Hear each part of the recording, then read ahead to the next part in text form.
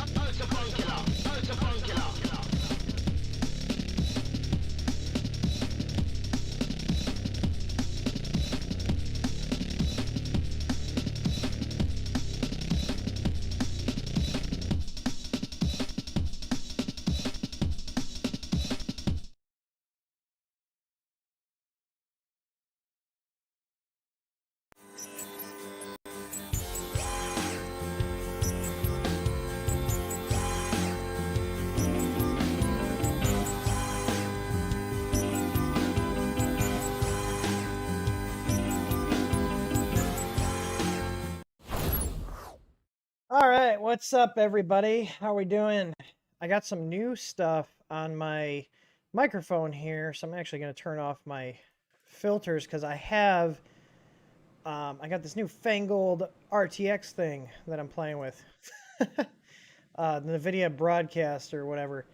Um, let's see, does this thing actually work? So I have the noise removal on. I'm gonna turn that off there. Eh. Oh, look at that! It actually works. Cool. Um, no, I'm just messing around with it. I can actually adjust the blur here. RTX voice. Look, I can really blur it out. It's kind of cool. Maybe I'll just put it in a little bit.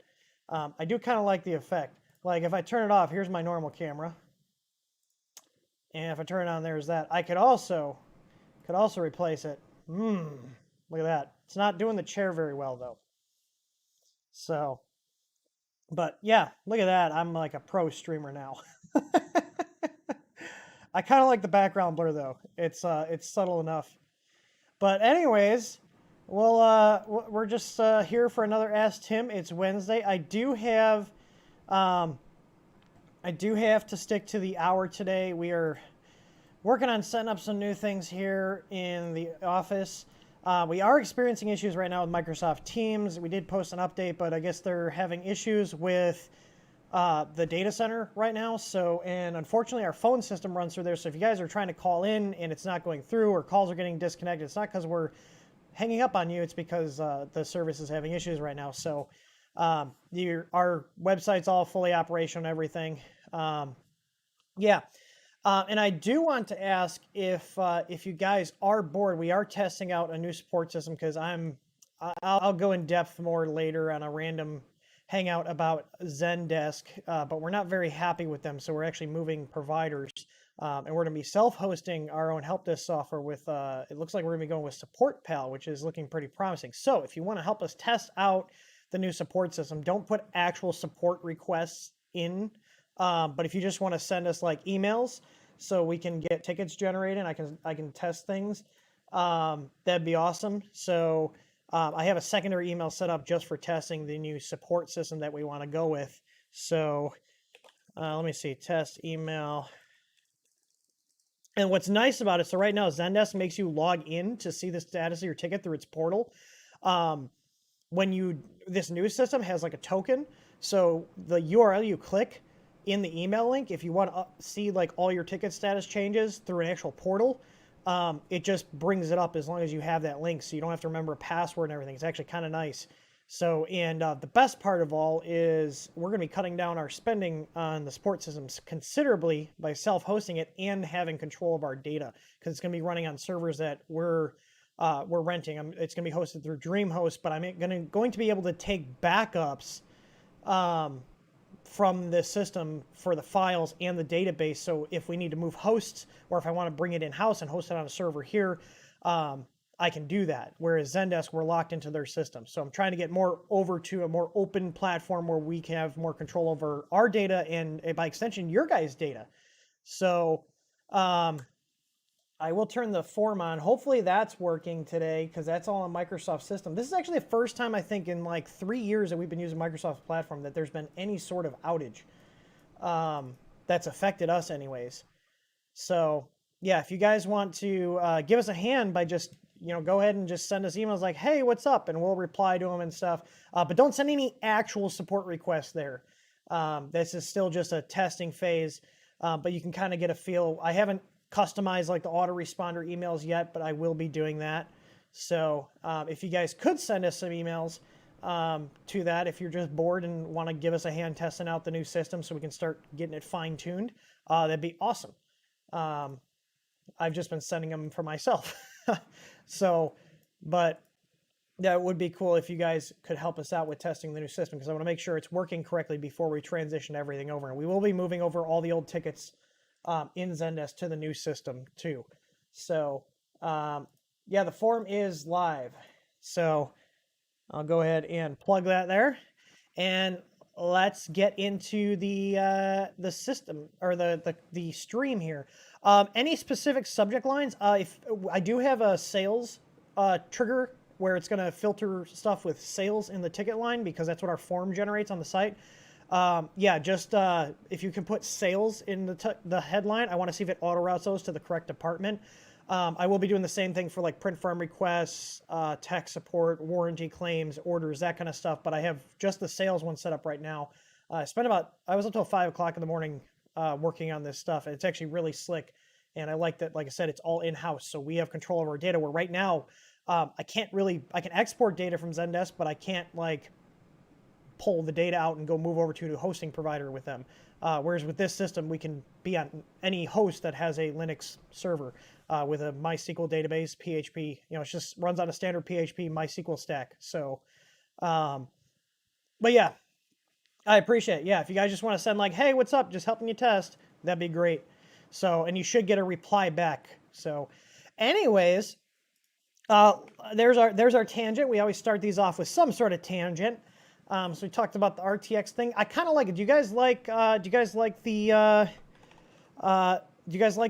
background blur? I think it kind of adds a little more. I don't know. It just makes you pop. Kind of directs your focus here, but you still got the background. It does a pretty good job of dynamically blurring it. Like, it's keeping me in focus. As far as I understand, it's using my graphics card to do this. And it's also filtering my microphone input too. So I don't know if the microphone is clearer.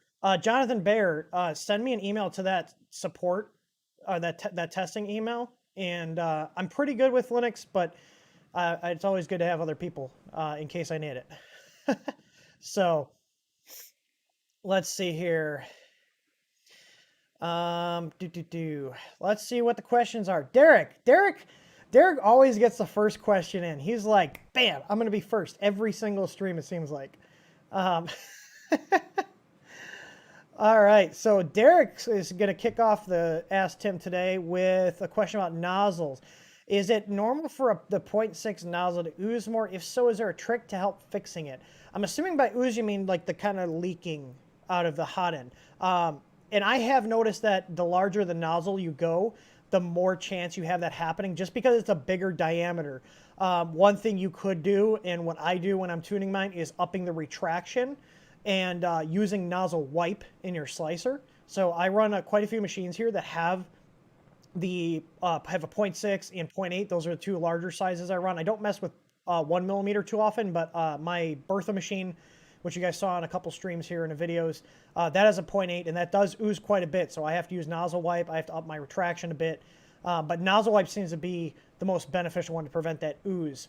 The 0.6s don't seem to do it that much more than a 0.4, but it is a little bit more. It wouldn't be like, oh, there's no additional ooze. There is going to be, one thing you'd also do is lower your print temperature down too. So the cooler the filament is, the less chance it's going to have to ooze out of the nozzle. But the nozzle wipe's a really good feature in your slicer. A lot of slicers support it. I still am using Simplify 3D for my main slicer, and that has a nozzle wipe feature. I'm willing to bet Cura and all those other ones have some sort of ooze or nozzle wipe feature to kind of reduce that. But the nozzle wipe is nice because instead of it oozing onto the print, it just kind of wipes it into the print so it doesn't just come out wherever it feels like. So let's see here. Oh yeah, shout out to the people. If anybody's watching from Texas, I hope you guys are doing okay. I see you guys got some snow and everything is in chaos down there. We got some snow here, but we're a little more better prepared for it. I also need to buy a snowblower because my plowing guy that usually plows our drive, because our driveway is about 500 feet long from the street all the way back to the shop, he keeps having issues with the plows, so I gotta invest in a snowblower, but can't get one right now. So I do want to give a shout out to Aaron, who's our general manager here. He has an ATV with a plow on it. He came and did our driveway yesterday and wouldn't let me pay him, so that's okay. I can always tack extra money onto his check. And unless he's going to decline the check, he has to take it.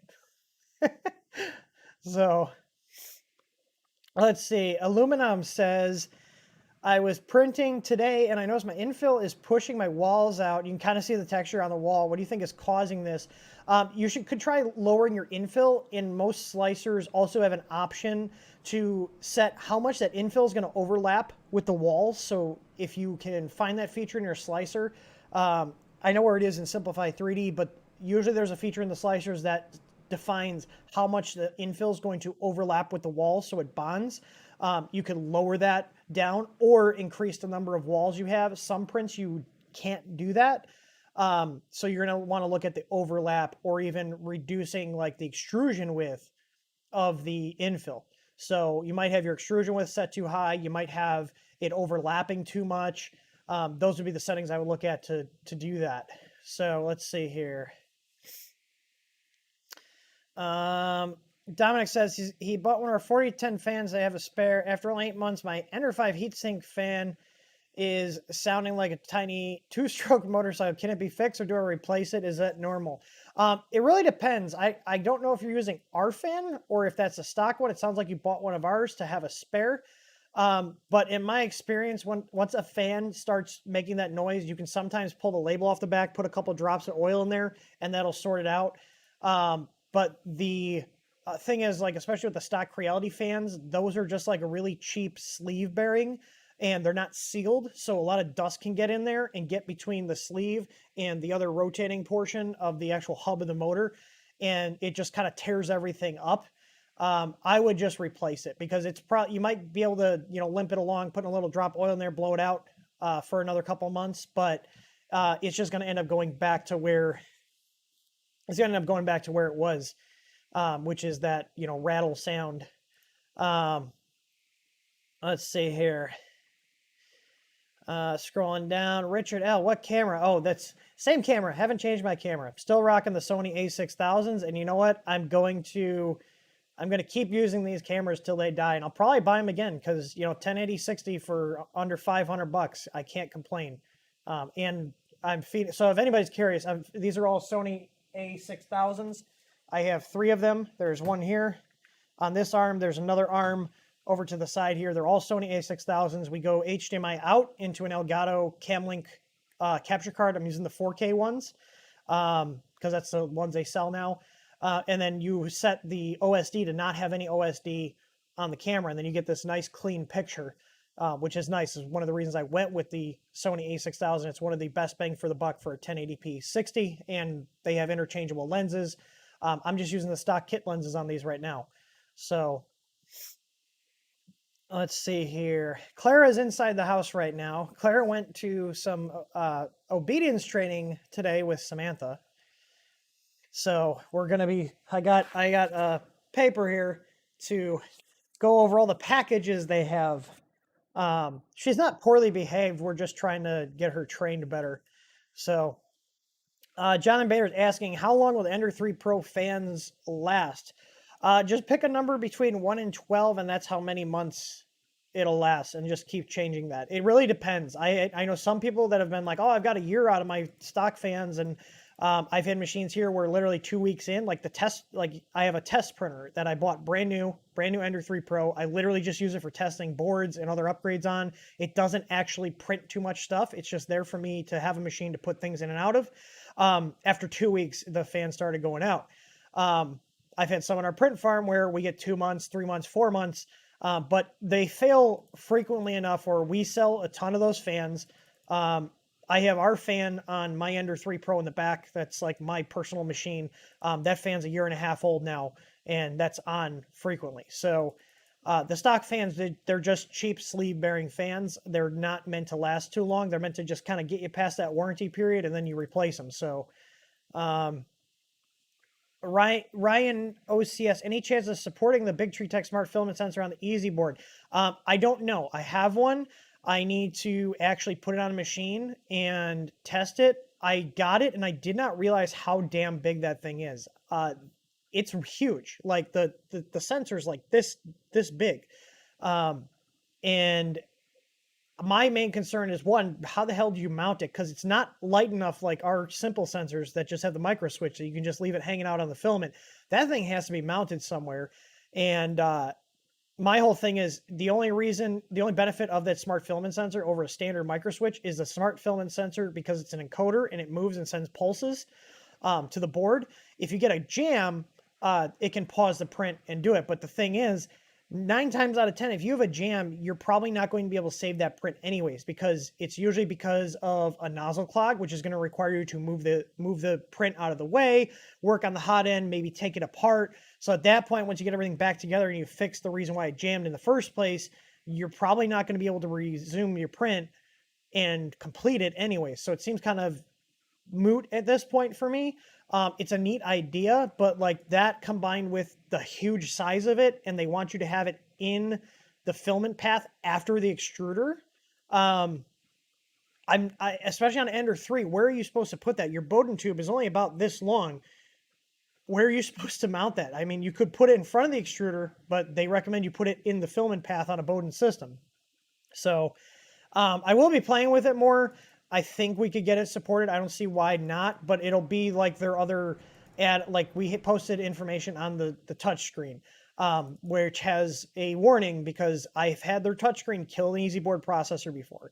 So it's going to be one of those things where if you use it and your board gets cooked when you're using it, we won't be warranting it because that's another company's product being put on ours. And if it for some reason decides to short things out, I don't want to be on the hook for replacing the board that someone else's product damaged. So let's see here. Matt is saying, having to design them out for my Creator Pro conversion, I'm using BL Touch for the probe. What's the minimum clearance I should have between the nozzle and probe when stowed? I'm not sure because I don't use a BL Touch. I know Ant Clabs has some documentation on their site, so you should look at their site and refer to their documentation of what the proper height is. I know you have to have it at a certain height above the nozzle. Because we don't use or sell those, I don't have that off the top of my head, but they should have that in their documentation. I would imagine they at least have that little bit of information. I know they don't do like support on their stuff, but they should at least have that documented what the height should be. Oh, there we go. Chat jumped. Let's go back. Let's go back. All right, there we go. Oh, my email. Let me exit that email client here. I did not realize that was open. It's popping up messages here. What? Oh, hang on. There we go. Let's see here. Anything else? Anything else?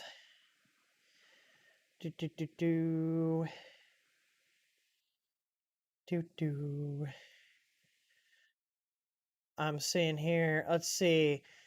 P Flans 68 says trying to flash Martin 2.0 on a Mighty board clone. I'm gonna have to look that up. I've never heard of that. Let's DuckDuckGo that. Mighty board. Oh, it's a MakerBot. Oh, that's an old board. Damn. Initial flash works, but reflash gives timeout error. Thoughts? My first thing would be the simplest thing. Do you have slicers open that are connected to it? Second thing would be, did you accidentally like overwrite the bootloader? I haven't messed with those boards before, but I would assume that if it's timing out, usually a timeout on any flash, whether you're flashing from VS Code or you're flashing from Arduino, is because something else is grabbing that COM port. Either that or there's just an issue with the bootloader on that board.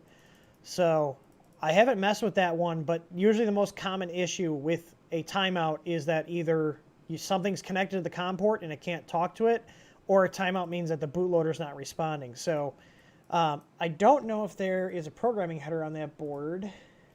I'm trying to find a clear picture of the board. I don't even know what I was trying to say there.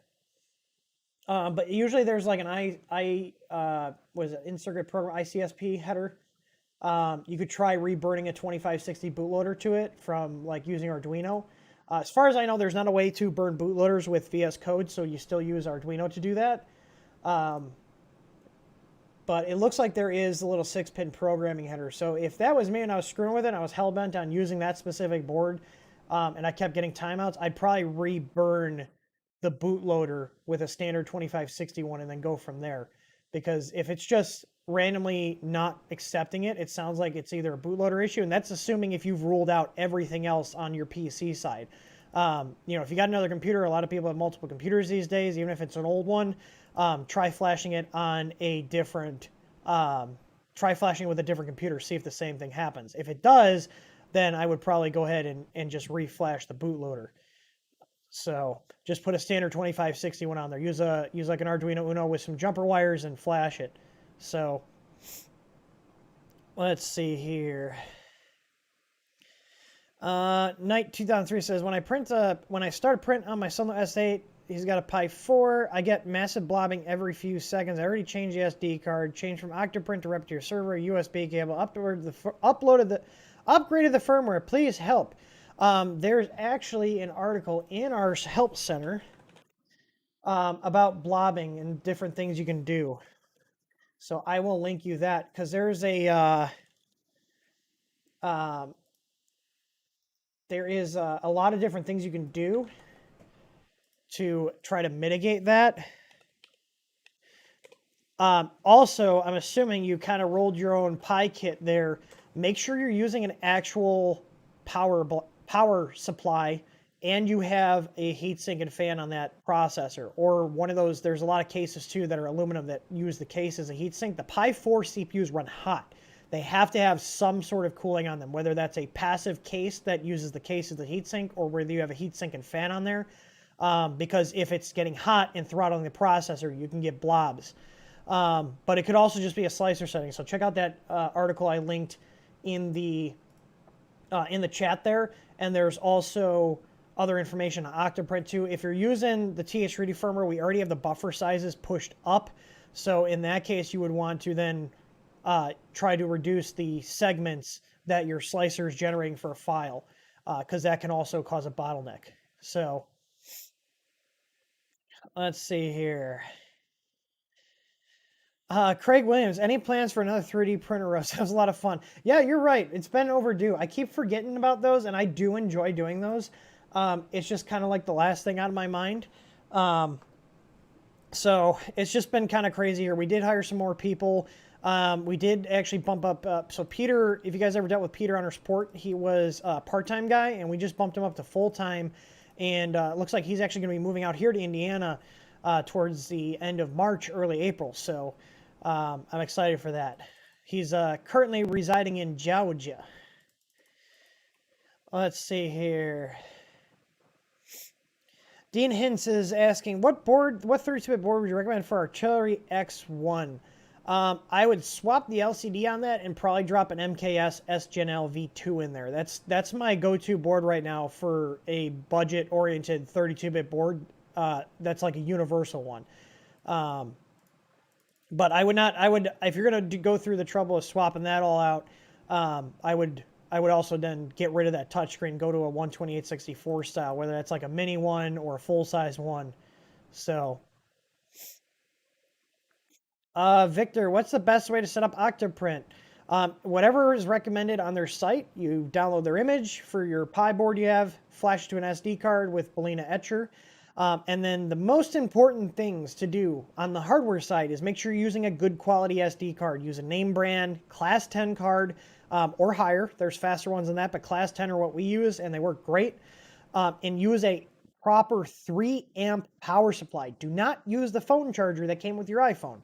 That will not properly power it. You have to use a actual power adapter. And we do sell the power adapters that we use in our kits that we sell on our site. They're $10. So if you look in our power supply section on our site, or the octoprint section, we do carry USB-C 3 amp power adapters, and they also have a little switch on there too, which is nice.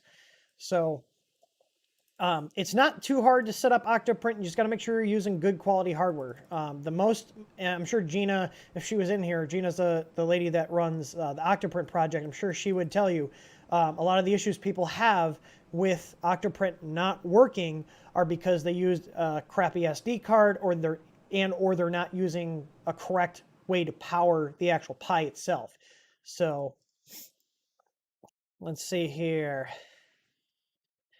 Nexon says, I've noticed my Ender 5 Plus, if it's powered off for a while, the Z steppers always stop moving during the first layer. Power cycling the printer fixes it. It has an easy ABL and the easy board. I would recommend updating the firmware. You might be on an older version. I had that happen a couple times on mine, but that was on a really old version of our firmware.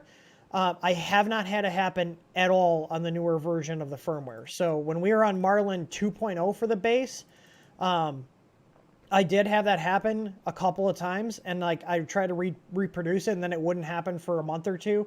I've not had that happen at all with the latest firmware. So I would recommend go and download a fresh copy of the firmware, use our easy firmware site, or go and or compile it locally if that's your jam. Definitely update that. That sounds like an old Marlin 2.0 bug, so you're probably on an older version of the firmware. And I'll just show everybody, because a lot of people are not aware of this site or that it exists for our easy board. So I just want to show that off here because we're very proud of this. This is a system that we spent a lot of time and a lot of money on. So if you have an easy board, you can use this firmware site. So you just go to easyfirmware.th3dstudio.com, and there's a couple different ways you can actually update your firmware for your easy board. Now, this completely replaces VS Code. Unless you have a very niche use case where you need to modify all sorts of files in the source code, this is the way to go. This is what I use when I'm setting up printers with the easy board. So if you can do 3 different ways. You can upload a configuration file, and we even have a thing here where it just downloads it. And if you open this, it will go ahead and do this, and you can edit this on your computer.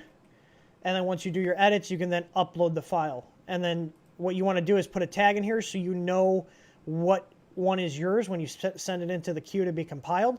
The second way is to just edit the file online here. So we have a built-in editor here where it displays the configuration.h file, so you can set all your options.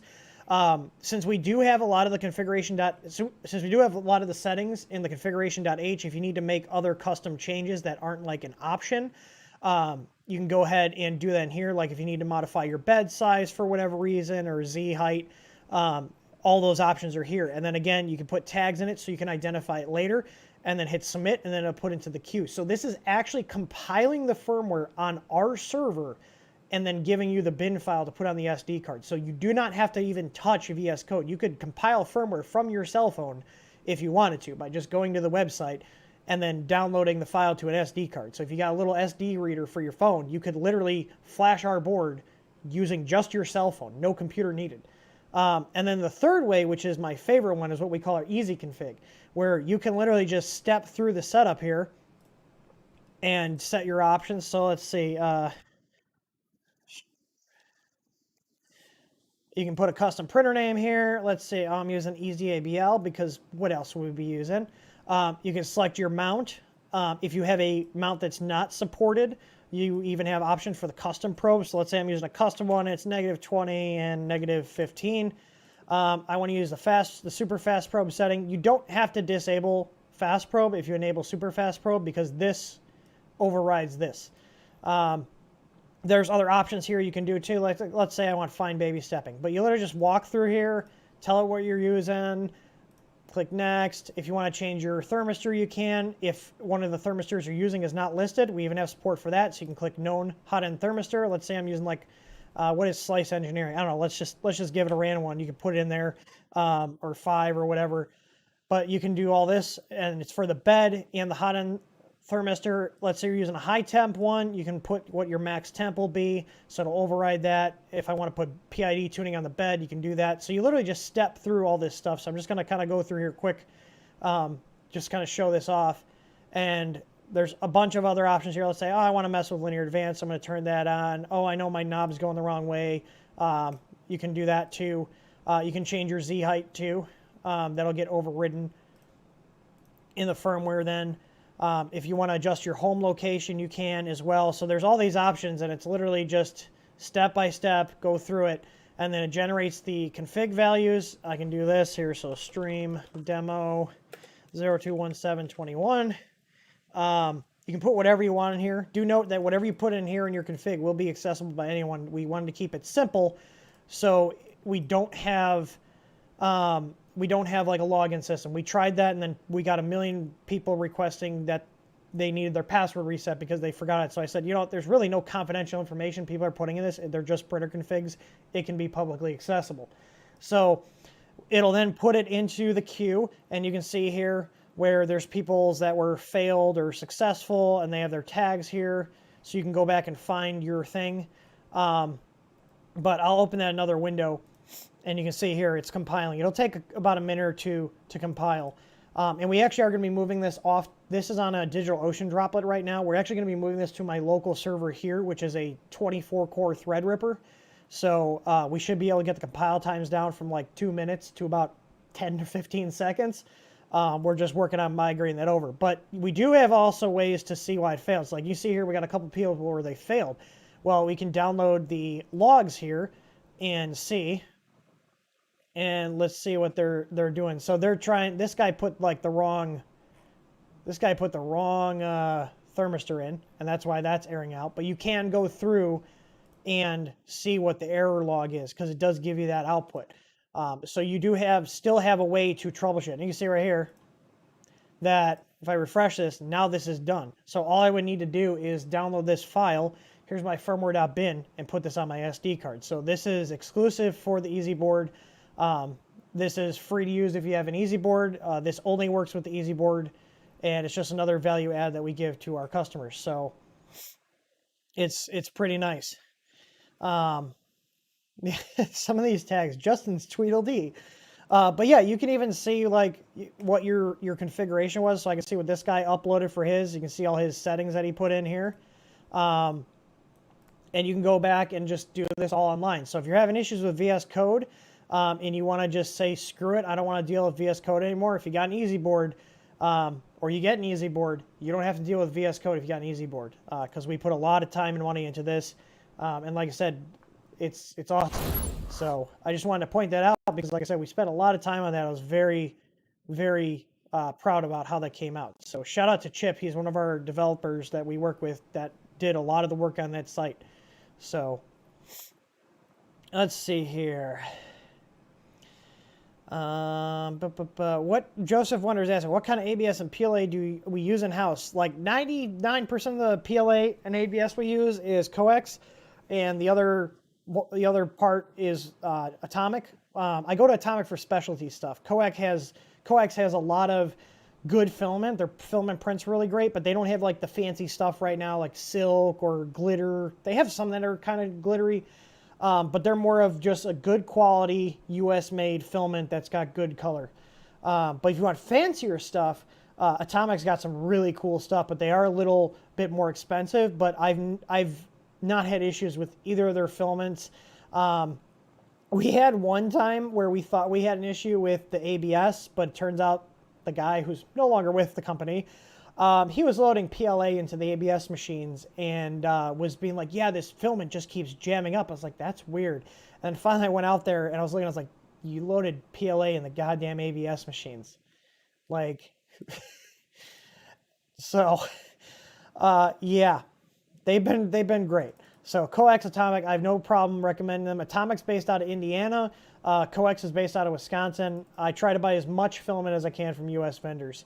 So it just, the print quality on the US made stuff, in my opinion and my experience, has just been way better and more consistent than the Chinese made stuff. And that's what I'm willing to pay a couple bucks more a roll for, is consistency, because I can't be trying to save $4 a roll and then getting all sorts of wild different results from the same manufacturer. I don't have to deal with that. And as somebody that uses, 50 plus rolls a month, I have to have consistency, because I can't be cutting corners and having my guys spend hours trying to diagnose issues when it's just crappy filament. So Sean Youth is asking, hey Tim, do you recommend any printer enclosures? So I will plug Printed Solid here. Printed Solid is my go-to for printer enclosures. I do have the Ender 5 Plus one from 3D Upfitters, and I'm pretty happy with that. I did have one issue where a hole was not cut correctly. I ended up just drilling it correctly. I sent them an email with pictures like, hey, just let you know, like, this was not drilled correctly or cut. Like, they're all laser cut. But they were really cool about it. They offered to replace it. I was like, nah, don't worry about it. I just wanted to let you know. I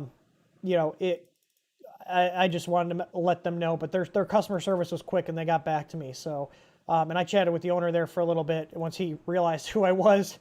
But he was really cool about it and was like, oh, I'll send you out a new one. And I was like, no, it's okay. I just took my drill and drilled the correct hole. I just wanted to make sure that they knew that, in case they were like unaware that there was some issue with the cut file or something. But yeah, 3D Upfitters is another one I'd say go ahead and check out. I've been happy with it. The quality on their stuff is good. Quality on Printed Solids are good. So let's see here. Night Lance is asking for a new cooling solution for the Ender 5, but I'm having issues finding one that has room for the easy ABL amount. Any suggestions? I would say take a look at the Petsfang or the Hero Me.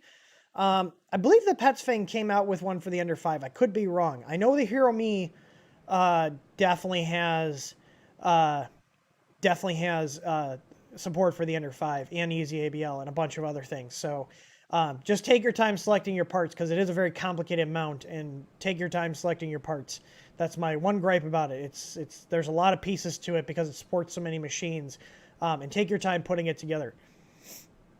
There we go. Chat jumped. Where was it? Hang on. Let's go back up. Where was it? We were close. I see here.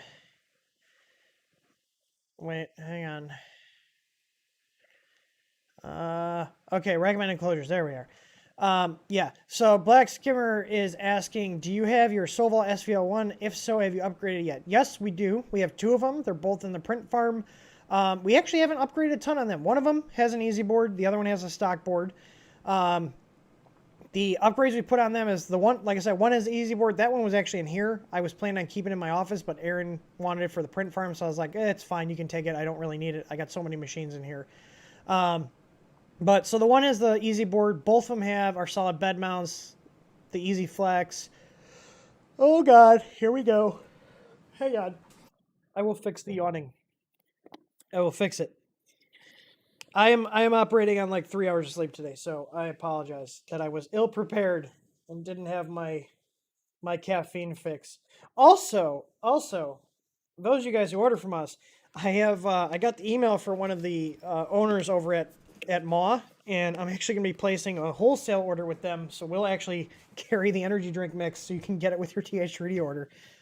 I don't know how long it's gonna take, but they do wholesale. I just gotta broker that deal with them to see what their pricing is, which will be great because then that means we'll have our own little private stash here too. But anyway, so the SVO1, solid bed mounts, easy flex, easy ABL. I took both their hot ends apart to make sure they had the PTFE tube. One was an early model, it didn't. And the PTFE tube between the extruder guide piece and the top of the hot end, I went and did that. But they've been really good. I feel like that printer has not needed a ton of modifications. The easy board I did just because. Usually if a machine's in my office and it can be swapped out for an easy board, I put it in there just to kind of keep the noise level down in here. But they've been solid machines. I'm a big fan of the SVO1. I do have the SVO3 here, so please stop asking our tech support about when the SVO3 will be supported. It will be supported. It's just a matter of once the stream is done, it'll probably be supported in about 2 to 3 days after the stream is done. So once you guys see the live stream schedule for that and we do it, that's usually the cycle, is on machines like that where we don't have to do a ton of crazy stuff because of screens or anything. It'll usually follow after the stream a couple days after that. So, and based on what I see, the SVL3 will not only be able to be added into unified firmware with the stock board, but we'll also be able to get it supported with the easy board as well. And same thing for the Ender 3 Max. So the two machines I have that people have been asking about that will be worked on, I'm not going to do anything this week because this week is packed. Next week I'm going to do one of those two machines, the SVO3 or the Ender 3 Max. And then the week after that, I'll do the SVO3. So in the next couple weeks, we'll have those done. And by done, I mean added to the firmware for their stock boards and supported with the easy board as well. So let's see here. When setting up a new printer, what kind of different calibrations do I do? I just make sure that my E-steps are set for what the extruder's recommended. Sometimes I'll calibrate it. I usually will just set it to what I know the extruder uses. So like if I'm using a tough extruder, I set the E-steps to 410. If I'm using like the stock ones or the metal one, like your standard MK8 style ones, which is what Creality uses, I'll set it to 95. But I don't actually sit there and calibrate every single machine. We get it close enough based on what we know those stock settings should be, and then we roll with it there. And then if it's wildly off, then we'll sit down and calibrate it. But we have so many machines, and usually the baseline settings get you damn close where even if you do a calibration, you're not going to notice a difference. So, but it doesn't hurt to do a calibration. I will say, do not calibrate your X, Y, and Z steps. That's something that's calculated based on the belt, the steppers, the stepper drivers, the stepper motors, or your lead screw pitch, that kind of stuff. That's a static number. Anybody that tells you to calibrate your X, Y, and Z doesn't know what they're talking about, and they probably read some thread on Reddit where some guy told everybody to do this, and everybody's just blindly following them like a sheep. Those are static values. Those do not change. The only reason your extruder can vary a little bit is because of the filament. So, and if you're going to be calibrating for your filament, you should probably do it every single time you change rolls. But that's just overkill. I don't do that. I set it to what is close to what I know to be standard for that extruder. And yeah. Let's see here.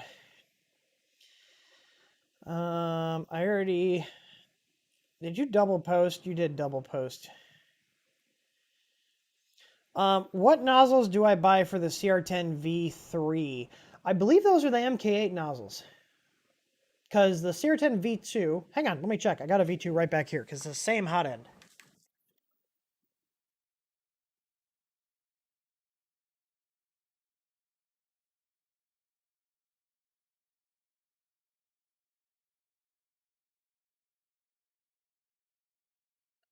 Yeah, it's MK8. So any of the MK8 nozzles will fit that printer. So I thought it was MK8. I want to double check because basically it's like a V6 style heatsink upper with the MK8 block, which is fine. But I wanted to just make sure because I couldn't remember if it was MK8 or if it was a V6. It's definitely MK8. When do I plan on messing with the Ender 6 firmware / easy ABL? Next week. I wanted to get to it this week, but we are. I will be out on Friday and coming back Monday. So I've got a lot of stuff to wrap up, and this whole week's been just an absolute shit show with all the delays from shipping on the snow here. I don't get why the Midwest still, like, come on, we get snow every year, but people still freak out. Like, get this, UPS delayed delivery on orders or on shipments yesterday, but Marco's Pizza was able to deliver. Oh man. So, but yeah. So we actually gave Aaron came in because he's like 5 minutes away and has a 4-wheel drive truck. So literally yesterday, the only staff we had here was myself, Samantha, and Aaron. We told everybody just kind of stay home because we had some younger guys that work here, and we didn't want them getting stuck in a ditch or something just because it was snowing. So, but shout out to Samantha and Aaron. They got a shit ton of orders out yesterday, and then Aaron actually put them in his truck because UPS and USPS were not picking up yesterday because of the snow for some reason. He put them in his truck and took them over there, so we got everything out yesterday with 2 people despite having over a foot of snow here. So make sure you guys all email Aaron and tell him how awesome he is. Let's see here. Das is oh wait, hang on. I almost skipped over somebody here. Hang on, let me go back here. Nemo Griff, this is a stream question. This is actually, but could you make a help center article about what layer heights and line widths to use when using different size nozzles? So here's a really easy way to do it. You shouldn't exceed in terms of layer height. Okay, you shouldn't exceed 80% of your nozzle diameter or width or size. So I'm just using the word size because that's what everybody knows it. You shouldn't exceed in layer height 80% of your nozzle size. So if you have a 0.4 nozzle, you shouldn't exceed 0.32 for the layer height. Let me just run a quick math. 0.4 times 0.8. Yeah, 0.32. So on a 0.6 nozzle, that's 0.48. On a 0.8 nozzle, that's 0.64. On a 1 millimeter nozzle, that's 0.8. That's easy to do math. So you want to stay no more than 80% or lower for the layer height. If you exceed that, you're going to get poor layer adhesion. It's just how it works. So, but let's see here.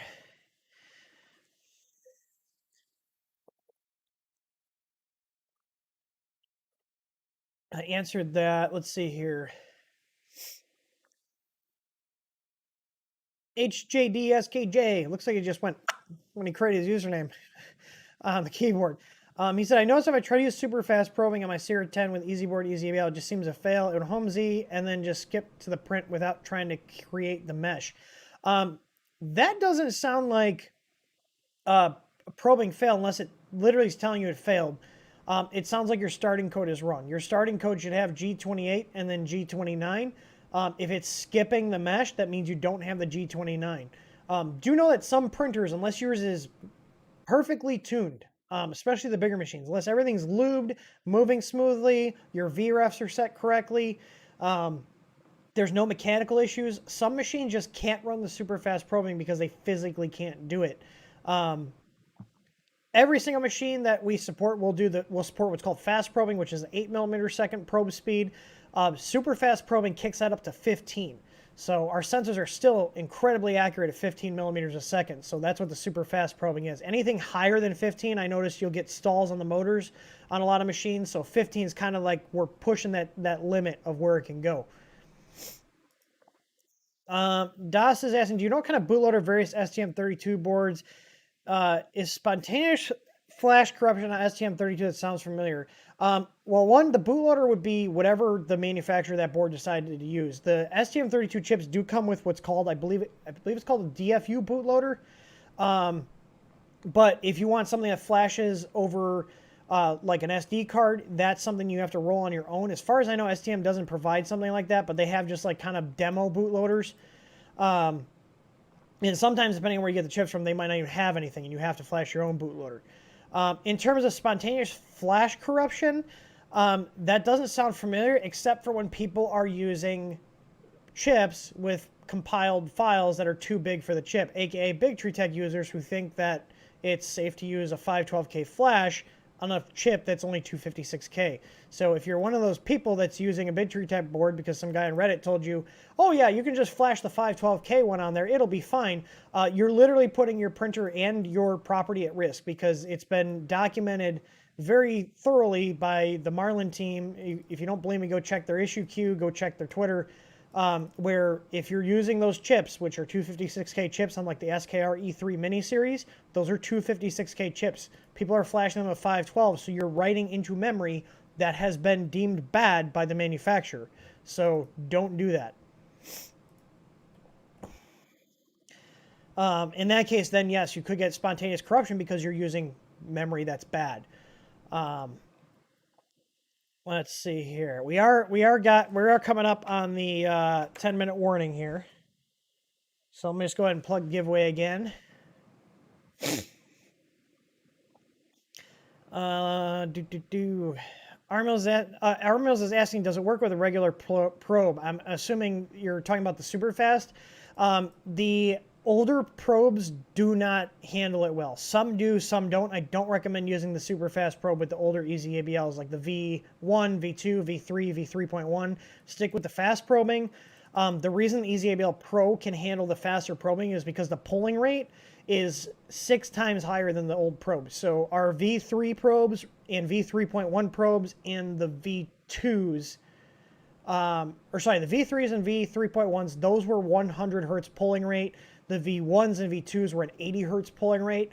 The Easy ABL Pro is a 600 hertz pulling rate. So that means it's pulling to see if there's something there to trigger 600 times a second versus the older ones were 80 or 100 times a second. So that's why you're able to run them at such a faster rate, as the electronics are a lot faster versus the old ones. So, but there's actually a lot of different tech in the new probes than were in the old ones, which is why we can run them so fast.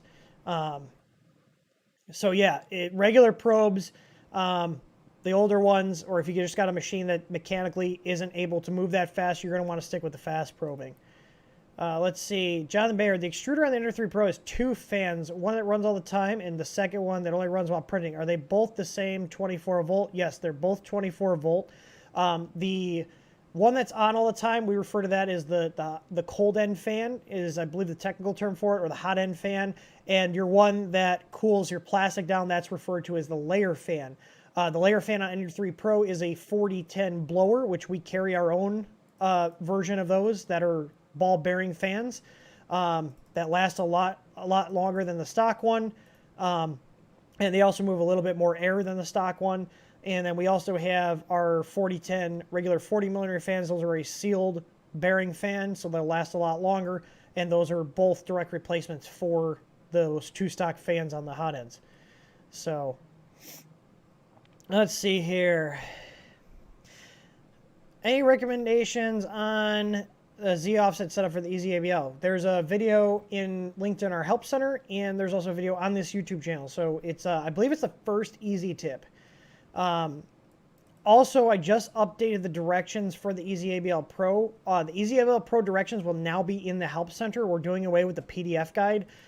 People were complaining about the PDF guide, and I do kind of agree. It's 2021. We have a really nice help center that allows us to do like embedded images and different stuff. So actually, literally what I was working on before I started the stream was moving over the data from the PDF, which starts its life out as a Word document, into an actual help center article with a table of contents and everything. So it should be a lot easier to set up. If you want to jump to a certain section, you can do that. So, and you can get to that page by going to easyablguide.th3dstudio.com. Adam is also saying, during the setup, when I lowered the 5mm per the instruction, it crashed my nozzle into my plate, ruining it. I had to baby step after 0 to fix it. So it sounds like you skipped the calibration step.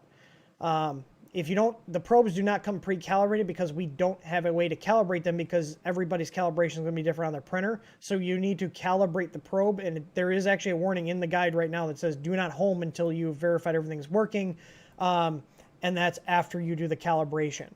So you do the mounting, you do the calibration, and then you do the offset in the M119 test. So just make sure you're following every single step in the directions. Like I said, that's now in the Help Center directly. It's not just a PDF. And the Help Center does allow you guys, if you want to like print something off or save it to a PDF yourself, there is a print button now in the Help Center so you can print an article out. And if you're using like Google Chrome or Brave or the new Edge, you can just save it as a PDF to your computer. So if you want an offline copy, you can do that now. So we're going to be moving a lot of our documentation over, and all new documentation will be created as articles instead of doing like a PDF. So let's see here. Yeah, we got 5 minutes left here. I try to keep these to an hour here. Let's see here.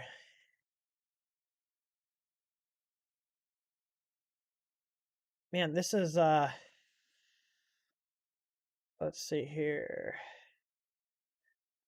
Now the forum is open right now. I'm seeing if there's any quick questions before we wrap this up, because like I said, we got 5 minutes here. I've learned that we need to keep these streams to an hour, one, because I only have so much time. I do have to run the company stuff. Sean is saying the audio sync is off. It looks okay on my preview here. Is anybody else seeing like an audio sync issue? Maybe it's YouTube. Could be just the processing. Dominic is saying last week the guy, that's David Petzel, who developed the Pets Fang, said he's working on a new Ender 5 mount. That's awesome. Scott Malot is saying the Red Squirrel is also available for the Ender 5. The Red Squirrel is what I put on the Sunlu S8. I was very happy with that. Let's see here. Alex Cantrell is asking... Oh yeah, Nexon was the guy who said he had the Ender 5 Plus, the Easy board, and the motor stopped moving. He's on the very old version of the firmware. Yeah, update the firmware. That will fix your issue, 100%. He's on U2 R1B3, which is really old by code standards, anyways. Yeah, updates the new one. That issue is no longer present in the new one. Yeah, I figured you were running an old one because I was like, man, I haven't heard that in a while. HJDSKJ, he said his Easy board resets 50% of the time if I reinsert the SD card when it's on the latest firmware. It's just something that happens with Marlin and that board. I have sat down with Scott trying to figure it out. We can't find any hardware issues. We can't find any software issues. My theory is what it's doing is it's just hitting some weird timing where it can't mount the card in the amount of time that Marlin wants it to mount. So it just fail safes and restarts. No idea why it does it. I wish I had an answer for you, but I'm not going to lie and be like, oh yeah, we're working on it. We have no idea why it does it. Some SD cards do it, others don't.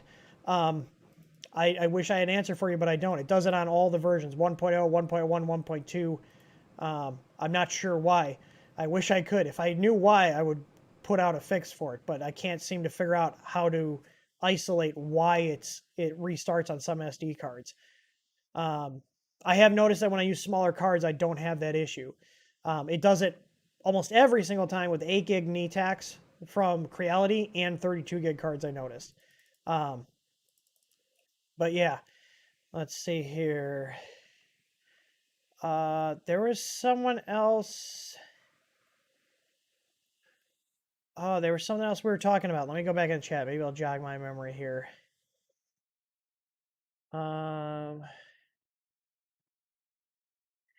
IO says, seems like the Ender V2 has a problem. Every time I change a setting while the print is going, it layer shifts. That LCD is a pain in the ass. I will link this just because I know a lot of people have issues. It's because of the shitty LCD Creality uses. Their D-Win LCDs are garbage. I'm not even going to beat around the bush. They're garbage. If you want to stop dealing with issues with like the the filament backing out and all these other weird issues that the V2 has, they're all down to the code that drives the LCD and how it talks to Marlin. If you get rid of the screen and go to the 12864 LCD, it will work correctly. It's less than $20 to swap the LCD. We did it on ours. Haven't had a single issue since. You can use it with the stock board. You can use it then if you swap the LCD, you can actually put an easy board in it. But you don't need to change the board. You literally just change the screen. Look at that article I linked down below. So basically what you do is you buy the screen. We sell the screen. They're $18. You print a bracket. You disconnect the D-Win screen. You plug the new one in, and then you flash it as an Ender 3. Not a 3V2. You flash it as an Ender 3. And from that point forward, you treat that machine in the firmware as if it was an Ender 3. It's that simple. So you can use the same cable that it has on there to do it. There's also a video where I did it live. It's not hard to swap out. It'll take you about 15 minutes. It's going to take you longer to unscrew the box and move the cable than it's actually going to do to update everything. I know they're working on it. I know I've talked to Scott. They're working on trying to improve the code for the LCD. But again, these screens are all part of the same D-Win manufacturer family. Like the touchscreens, the touchscreens on the CR10 Pro or CR10S Pro, Ender 5 Plus, CRX, Ender 6, the CR6, the Ender 3 V2, even though that's not a touchscreen, it's actually still the same processor and screen tech that's in the touchscreens. And I hate them. They're closed source. You can't do too much with them. There's a lot of reverse engineering and stuff. Like, I don't understand why they keep doing these screens. And until they release firmware for those screens that works correct with Marlin and has all the features so Marlin can just kind of take over, control that screen instead of it running its own independent thing, I'm going to keep making kits to get rid of these LCDs because they're not worth the time. I look at it this way. I could spend hours and hours fighting with the screen, or I can just spend like 20 or 30 bucks to replace it and just move on with my life. That's the approach I'm taking. So some people like them. If you like the screens, it's your printer. Do what you want. I hate them. And I hate them because they're limited. You can't do as much with those screens as you can with the more basic one. I have one sitting right here, actually. These guys right here. They look basic. They don't look as flashy because they're not color, but you know what? They function. They work very well. So keep it simple sometimes. It's really what it comes down to. The one I was going to ask, John Bage, is there a way to stop the long loud beep on power-ons after flashing the firmware with the easy board, or does it every time I power on? That's the I/O pin initializing. It's just how it is. No, there's not a way to get rid of that unless you want to disconnect the beeper or put a piece of tape over it. It's just how when you turn the board on, the pins are in kind of a floating state, which is why you hear that beep, and then when it turns on, it pulls that pin down to ground, so it's quiet then. So... But anyways, I just realized I've been talking for a couple minutes over here. I don't like to go too long on these streams. Try to keep them an hour because then they're easy to rewatch for people. And also, I could talk on here for hours. You guys, most of you guys know me. I can talk a lot. So, as always, I hope you guys learned something. I hope you guys enjoyed. I appreciate everybody that watched here. One last plug here. Make sure you guys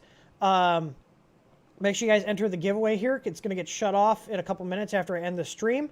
And we're giving away an entire 3D printer. And as long as finances permit, we will keep giving away a printer every single month. You can enter one time per stream. So you can enter today. If we do another stream, you can enter then. Do not put more than 1 entries in. If you do, I will disqualify you from all your entries. So if you go and put 2 entries in today, you're going to lose all your entries from here on out. So please don't do that.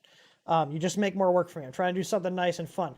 And we do not advertise it except for in the streams. So I want to reward the people that come here and watch and give them a chance to win a printer every month. So if you guys want a 5% off code, message our live chat. We have a 5% off code right now for anything in the store. Just message our live chat and they'll be able to give it to you. So we do have a February code. You got to get it from them. I don't have it offhand here. So... Anyways, at the very latest, I will see you guys on Tuesday the 23rd. There will not be a stream on Monday because we will be on our way back from getting our new puppy. So I'll see you guys on Tuesday. I hope you guys learned something. And as always, happy printing.